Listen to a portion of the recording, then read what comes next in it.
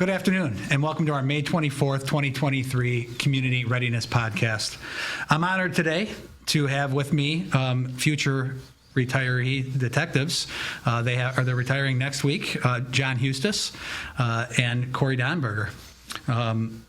Many may know the name Cory. I think he might have done some interviews in the past with the old cable stuff for many years as a school liaison officer.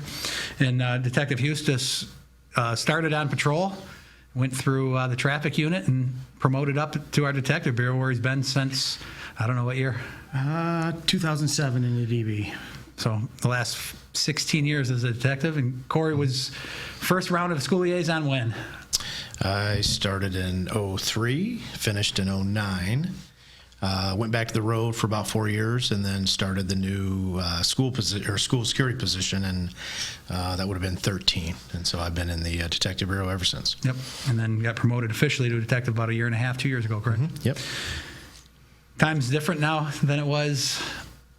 Very, very different. For sure. John started in 94, 94. Cory 96, 97-ish. 97, yeah. With a group of, you really hired on, and I think both of you did at that time, with a group of guys and girls, kind of a large groups. Yeah. And now, how does it feel to know that your group is retiring? Yeah, this is I'm the last of our group to retire, and it's bittersweet. I remember when Mike Myers, officer, retired. What he said his last day was, blink and it's gone. Everybody should know that. And I was just young. He was one of my FDOs, and he said, I remember him saying that, and me saying, oh man, I got so many years left. And now I look back, and it just went by like a vapor. Yeah. Both you guys obviously spent the majority of your career in the detective bureau. And from a chief's perspective now, and I was, it wasn't too long ago where we were all doing the same exact job, and we just kind of changed positions. Both of you guys were our union representatives, president and vice president, or treasurer, or whatever they positions are. Yeah. On the board. Whatever, all the above. Yeah, all the above. Yeah. And from an agency perspective, we talk all the time about the transformation we've seen in our detective bureau over the last really year. You guys retiring is over 50-something years of combined, almost 60 years of combined experience. And probably, if I had to guess, we're over 200 years of experience in the last 12 months that we've lost in our detective bureau. For sure. Yeah, And when we say a loss, you're moving on, hopefully, the new chapter in your lives. But it's a void for us as an agency because of the experience and the for you guys, especially being the informal leaders without the actual rank of a administrator rank that you guys have held in our agency. So on behalf of our agency and everybody else, we appreciate that. We thank you. I know for a fact, without people like you and others that have retired, I would never be sitting in the chair I am today, and as fortunate I've been. And I think there's a lot of guys in our agency who would feel that same way. When we talk about your group of guys all retiring, but you build new relationships, right? So right. We have a bunch of new guys starting, and we always joke around when we started about, yeah, man, when you get 100 people above your badge number, you feel like you've been there a long time, and now I've hit that mark, and you guys are over that mark, and to build a relationship with the new guys. What do you see as the difference now?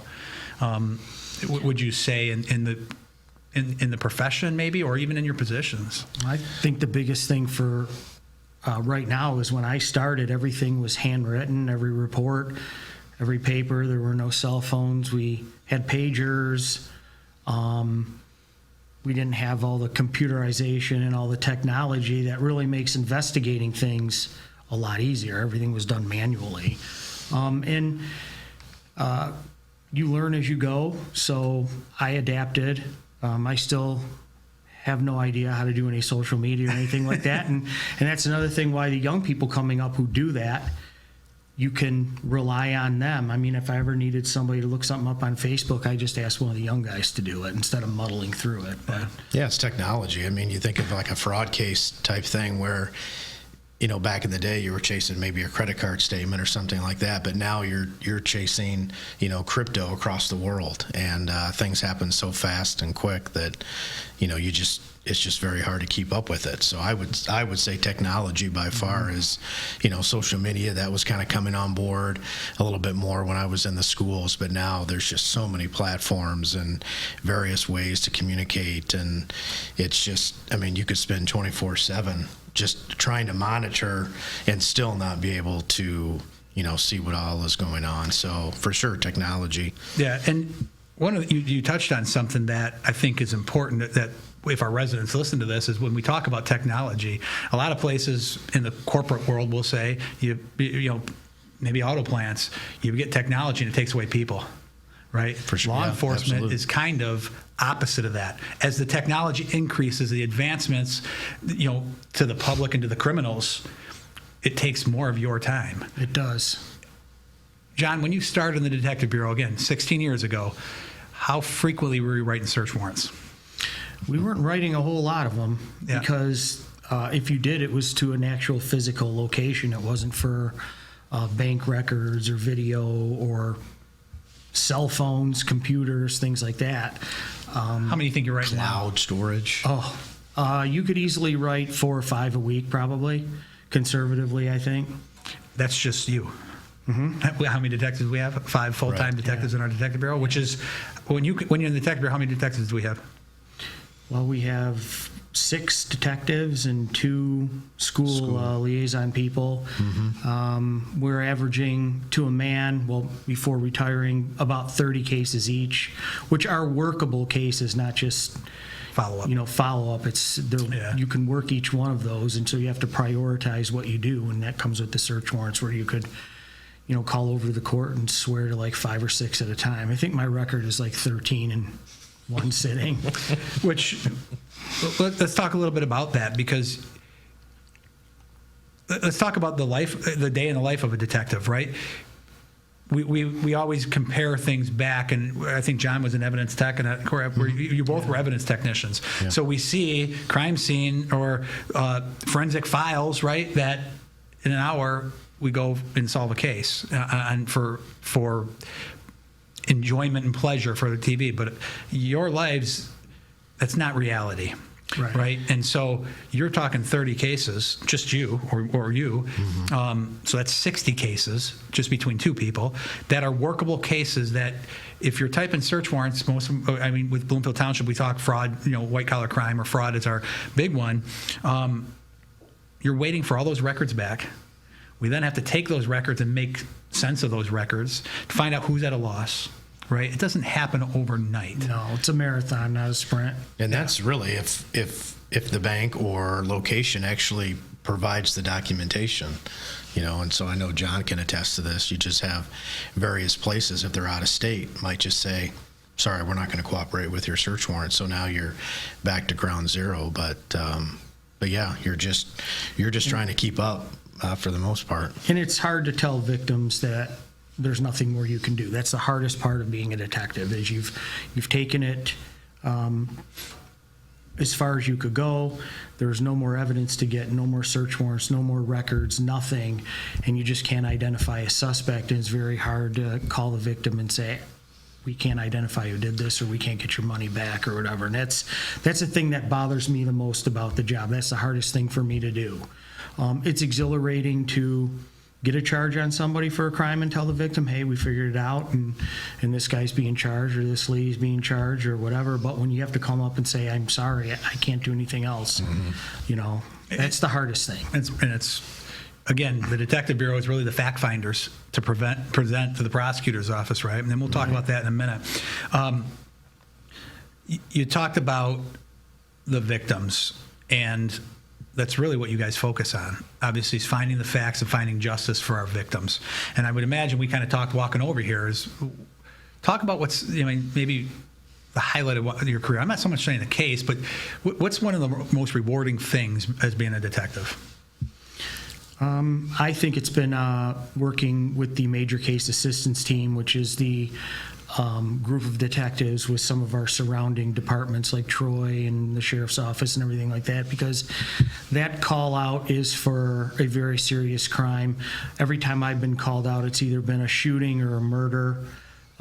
You're called out and it's go, go, go, go, go, go, go until you get the suspect in custody after identifying them. So that to me has been the best part of my career. It's exhilarating. You leave your house with some clothes and maybe you go back for a couple hours of sleep here and there, and that's about it. So that's the best part. And when you can identify a suspect who's committed that violent crime or killed someone and get them in custody, that's like the biggest, very exhilarating and very satisfying. Even though someone has perished because of the crime, bringing people to justice like that is the best part of this job. Yeah. Yeah, I think mine was probably being assigned to the school district with Bloomfield Hills. For over half of my career was assigned to that district. I knew that district better than my own district where my kids went. But over the years, obviously I had seen some changes.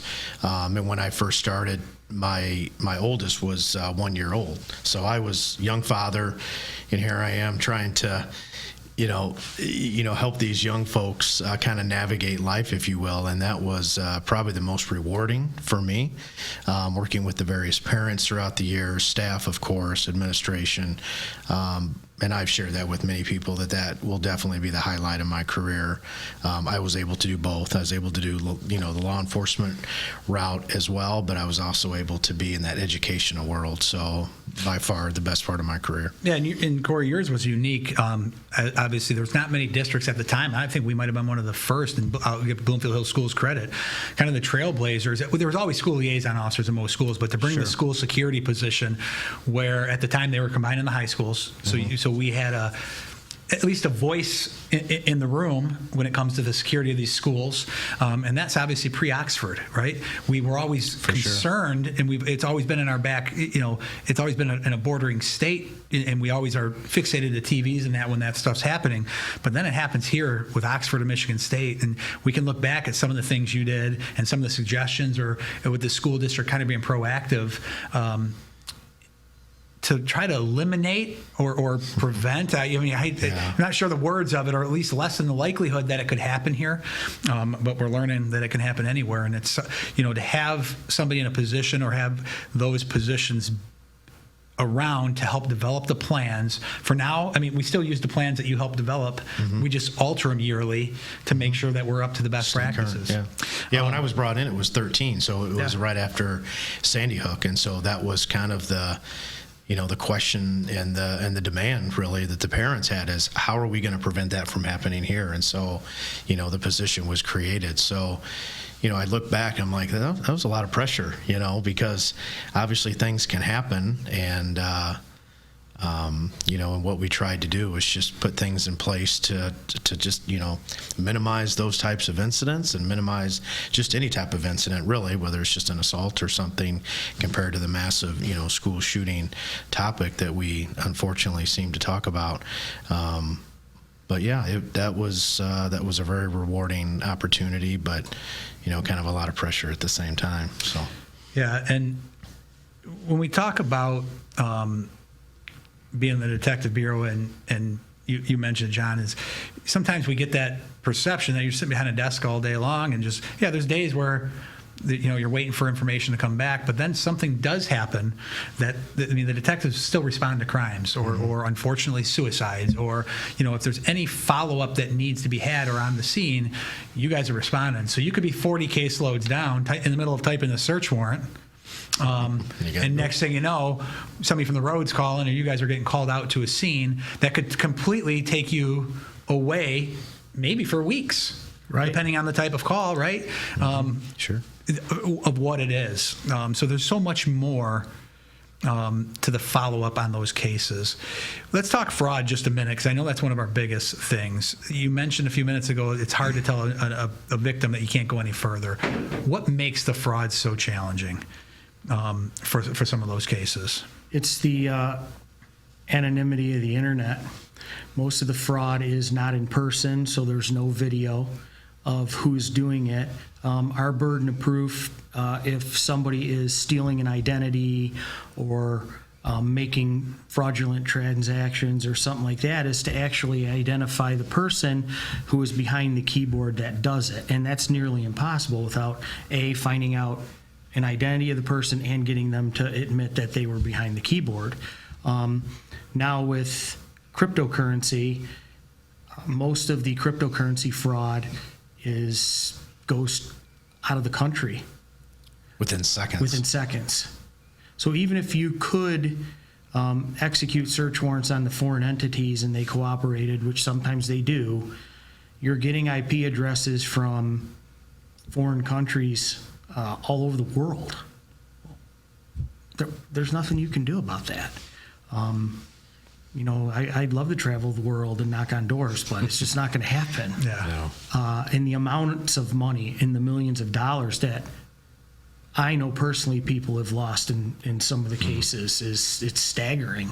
And that even makes it harder when somebody says, hey, I lost $1.2 million in this fraud, and you track it to India or Bahrain or something like that, and you're like, sir, I can't do anything more for you. I can't get that money back.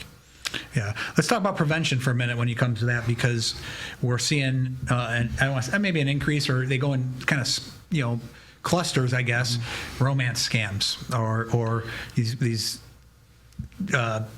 mainly the romance scams, where somebody may be sending a picture of themselves in a compromised manner to somebody most likely out of the country, and then we just saw in the UP, I believe it was, but a couple, a 17 or 18-year-old maybe kill themselves and commit suicide because of the threat of sharing that information because they hacked a phone.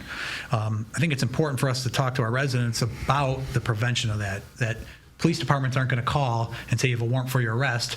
We need $5,000 over the phone. Right. Yeah, I think the big thing is just to question everything.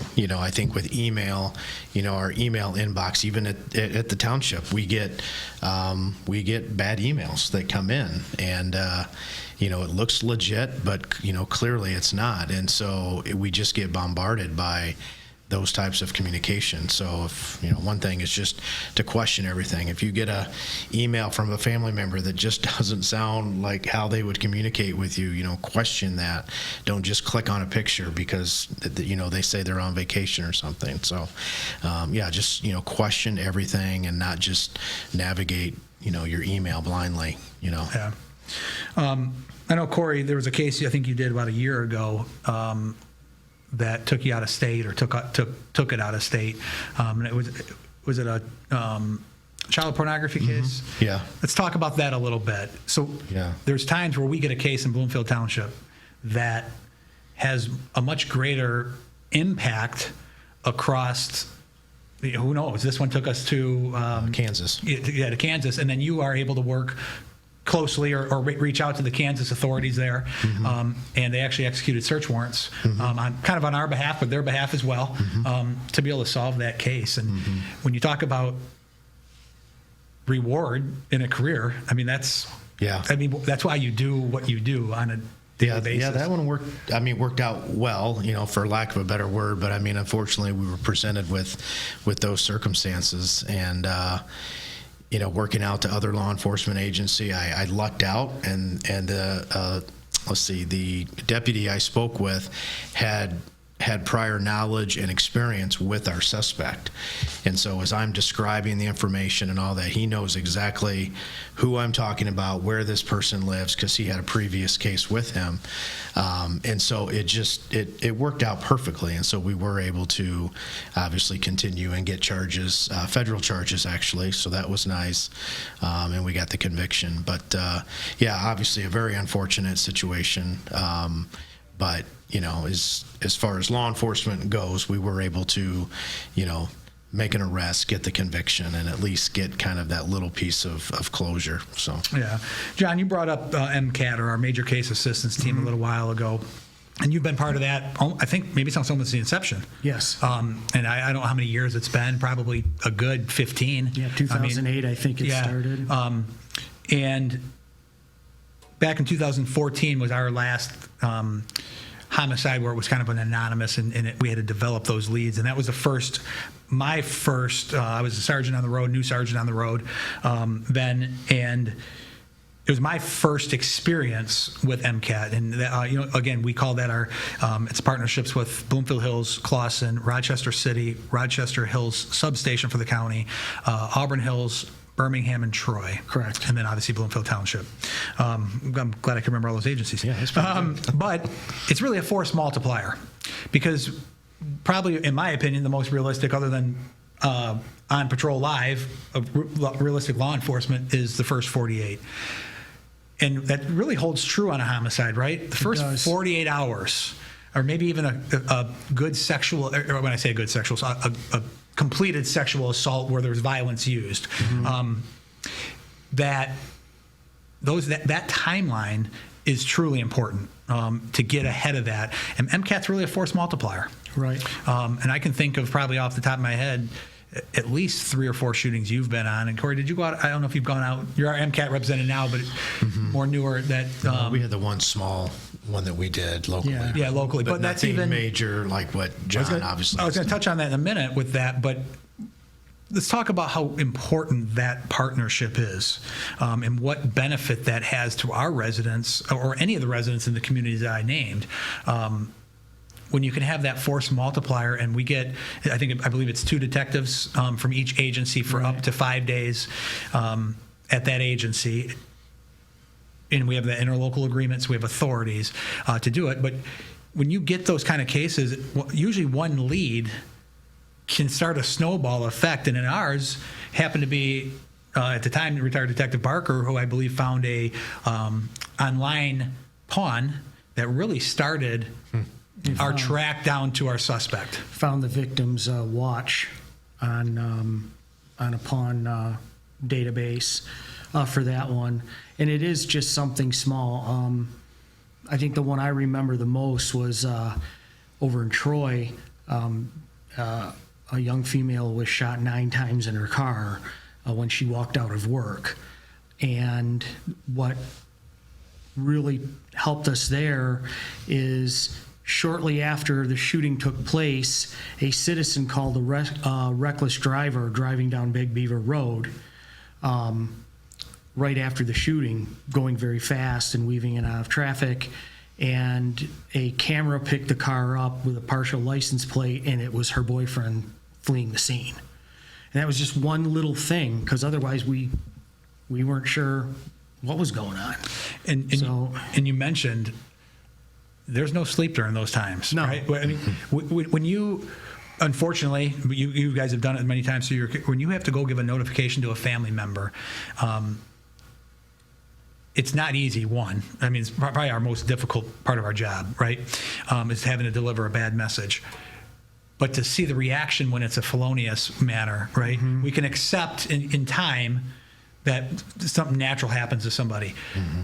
But feloniously, or with an intent to kill somebody, you really become focused on that victim's family and what are we going to do. And it doesn't matter if it's in Troy or Bloomfield Hills or Bloomfield Township. We get the care and the same response from those agencies as if they're our own. And I think absolutely those partnerships, they mean a lot when you say it by words, but when you see them in action, is totally different. I think you guys are working cases now. I mean, how often we've had, on my last podcast, we've talked about stolen cars. You guys, you reach out to Troy PD how many times because of some of the resources that they have? A lot, yeah, for those. Sometimes weekly or daily. And we're constantly sharing that information. And so things aren't kept in a vacuum. We talk about the intel purposes is the meetings that are out there for investigator groups alone, that are usually held either bi-weekly or monthly, to share the information, because if it's happening here, it can happen in Warren, it can happen in Sterling Heights, it can happen, in the Thumb. Yeah, criminals don't have boundaries. They don't recognize borders. So it's very rare that it's isolated just to our community. If a criminal comes here and does it, they've done it somewhere else. So the communication is the biggest thing. Yeah. So it's amazing to watch the work that really gets done from the follow-up, and it doesn't just stop after the officer takes the report. Just about every one of the reports that are written, you guys read at some point, whether it's either forwarded on or you're searching it on your own to see if it's connected, because there's been times in our own detective bureau where you're working a case, Cory, and John may have had a case very similar. Yeah. I go back to the times of when Lathrop Village unfortunately had a young lady murdered, and we had a counterfeiting case of somebody buying I think it was a PlayStation 3 at the time. Our counterfeiting case linked back to the vehicle that was wanted in the homicide.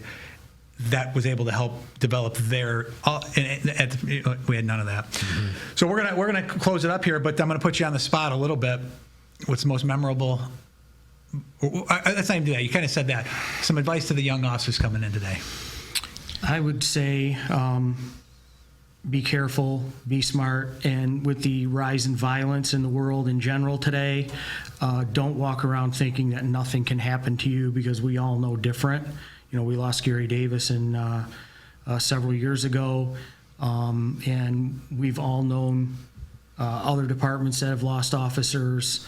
I think it's just be on your toes and be very, very careful, because you got to go home to your family at night.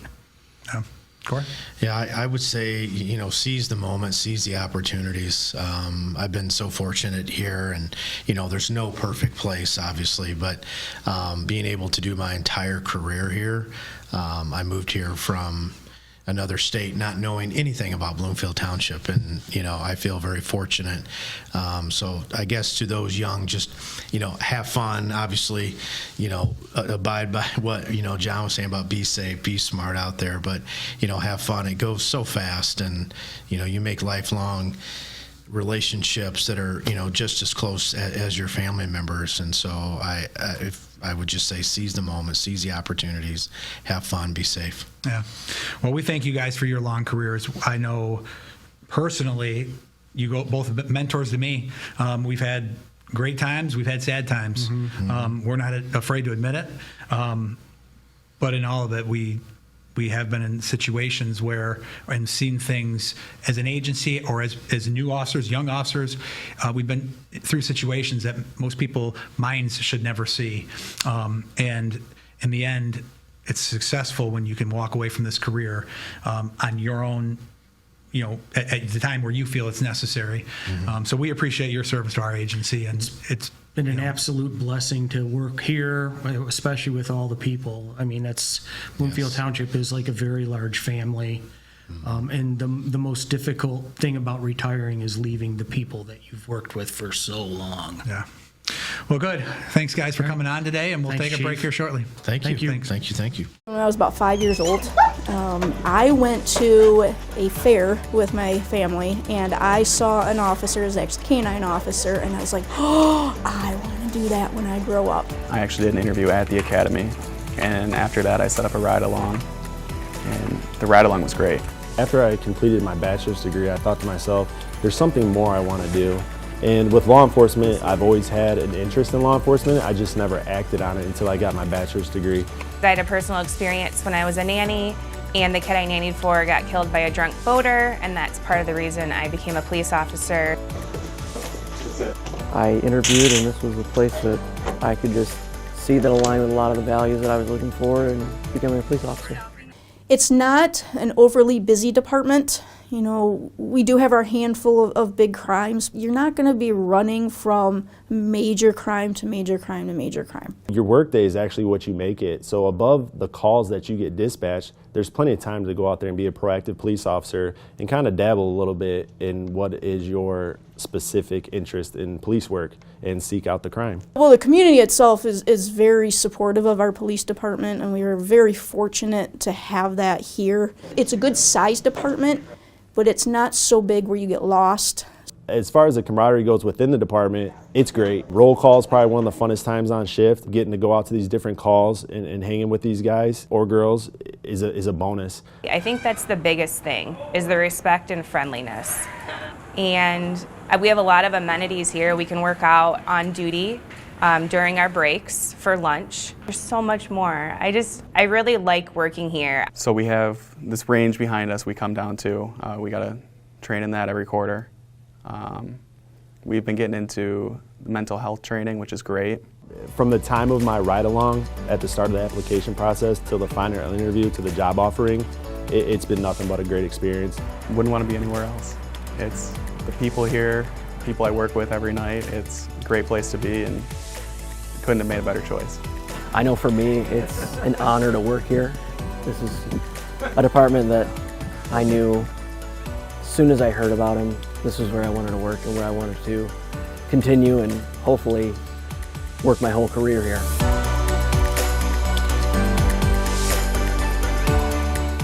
Welcome back to our Community Readiness Podcast.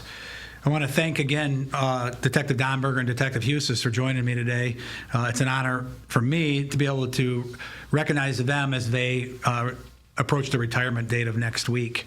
May 31st will be their last day here at Bloomfield Township, and they'll pass the torch on to Officer McGraw and Officer Miller, who have been on in the past. The good news this week is I don't have a whole list of auto thefts to report as we have in the past few months. It does not mean they're occurring. It just means we haven't had as many in the last couple weeks. We did have an incident recently, and this kind of goes out to our landscape crews and our homeowners to pay attention to their items of landscaping.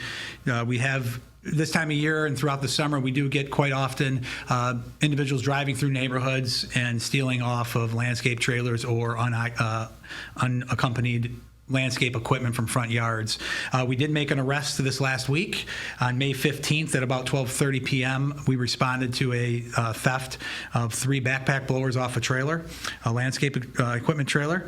With the help of our Troy Special Investigations Unit, that's a common theme here, we were able to identify and arrest 2 individuals for that as they were trying to sell that equipment.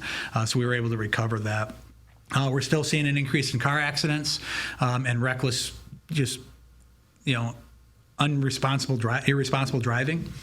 We just want to try to get it out there that we're out there. We will be ticketing drivers who are driving recklessly or causing danger to anybody else on the roadway. We want to thank you this week for tuning into our podcast and honoring Cory and John Huizdos.